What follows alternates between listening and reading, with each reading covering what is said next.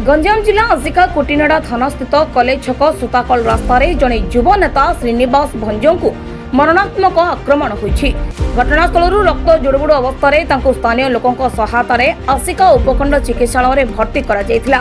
अवस्था संकटापन्न हेबारु तांकु ब्रह्मपुर बड़ मेडिकल को स्थानांतर करा जायछि।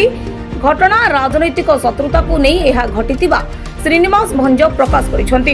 कलेज छक बासिंदा श्रीनिवास से भारतीय जनता पार्टीर भुवनेश्वर जिला युव मोर्चार पूर्वतन सभापति रहिथिले। से जिला परिषद भावे बीजेपी दल पक्षरु दुई थर प्रार्थी होइतिले। आक्रमण घटना को नहीं से राजनैतिक शत्रुता थिबा कहिसेंति। गणेश पूजा चांदा नहीं अजणा नंबर रु तांकु 2 एवं 3 थर फोन आसिथिला। फोन रे से डाकिथिले।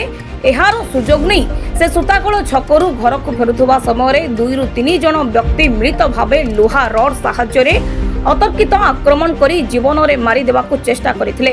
घटनास्थल श्रीनिवास भंजों चित्कार शुणी आखपाखर ग्रामर लोके तांकू उद्धार करी हॉस्पिटल को आनिथिले। घटनास्थल में कोटिनाडा पुलिस पहुंची तदंत आरंभ करिथिबा जणा जायछि। अद्यावधि काहारी को गिरफ्त करा जाय नहीं। मु श्रीनिवास भंज घर कलेज छक भारतीय जनता पार्टी युव मोर्चा भुवनेश्वर जिलार पूर्वतन जिला सभापति और आस्कार 3 नंबर जोन रु मु 2 थर जिला परिषद प्रार्थी होइछि भारतीय जनता पार्टी। कारण राजनैतिक उद्देश्य निश्चित भाव में मोर साधारण गाँव रु आसिकार भारतीय जनता पार्टी जड़े प्रतिष्ठित दायित्ववान नेतृत्व तैयारी करथुवारु निजको किछि राजनैतिक प्रतिद्वंदी असहिष्णु होई मते आज ए प्रकार मर्मन्तुद आक्रमण करचंती। जो जगार आक्रमण होइथिला सेटा अंधारिया जगह थिला। सुताकल गेट टू कलेज छक भितर जो संघ पड़िया अछि ता सामने मु सेमानकु देखि पारिनी भल भाबे, किंतु गोटे बाइक रे 2 ରୁ 3 जन थिले। सेमाने कथा हेबाली उलिले आउ मते आगुरु दिथर से फोन कलेनी भाईना कथा हवा मामू कथा हवा एन कहूले, कि मुझे आइडेंटिफाई कर पार नथली। से हठात आसी रखिले बाइक, मु गाड़ी स्लो कली स्कूटी रे आसुली एवं से मते मोटा धारुआ अस्त्र किंबा कोनोसी मोटा जिनस मते बाड़ेले मुंड।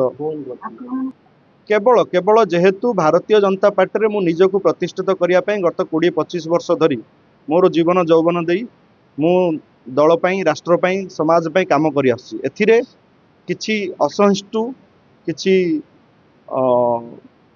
नास्तिक श्रेणीर जो मानकर कांड ज्ञान नहीं से माने मो उपरे प्रकार दुर्घटना घटाई मो नहीं सीधा सड़क मुझे कहीपर ना तदंत सापेक्ष पुलिस नहीं मत कौन धमकपूर्ण कल आसनी। गोटे फोन आसला अननोन नंबर रु मामू कथा हवाली कहला।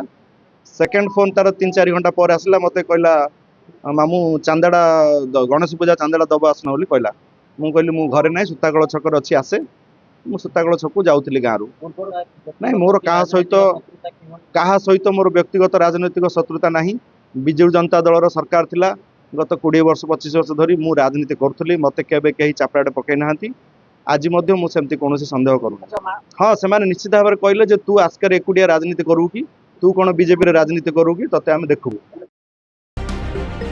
आसिकारु हरिहर पाढ़ी रिपोर्ट विप्लवी परिक्रमा।